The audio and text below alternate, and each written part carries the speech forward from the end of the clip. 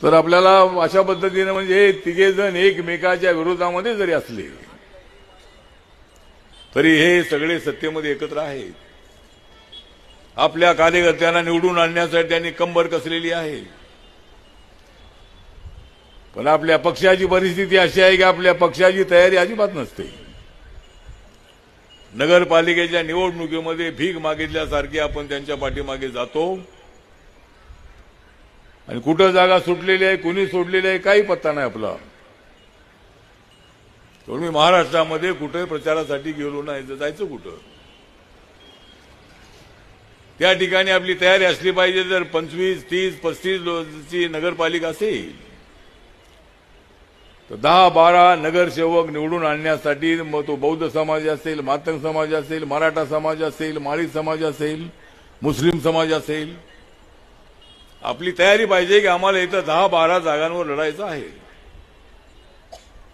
मित्र पक्षांनी जागा दिल्या नाही, जर बीजेपीने जागा दिली नाही तर ज्या ठिकाणी एकनाथ शिंदेच्या शिवसेनेची ताकद आहे त्यांच्यासोबत युती करायची. ज्या ठिकाणी अजितदादा पवार यांची ताकद आहे ते त्यांच्यासोबत युती करायची. ते आपले मित्र पक्ष आहेत. आणि मी जर कार्यकर्त्यांना सांगितलेलं आहे की आपली युती जी आहे ती आपली युती महायुतीमध्ये असणाऱ्या पक्षांसोबतच झाली पाहिजे. आपली युती काँग्रेस, शरद पवार साहेबांचे राष्ट्रवादी किंवा काँग्रेस पक्ष यांच्यासोबत अजिबात करायची नाही. पण काही ठिकाणी दोन्ही राष्ट्रवादीचे गट एकत्र आलेले आहेत.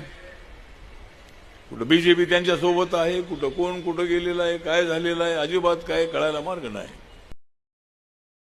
संगमनेर तालुका दूध उत्पादक संघ आपल्या दूध उत्पादकांसाठी घेऊन आले आहेत राजहंस मिल्किंग मशीन व चाफ कटर योजना.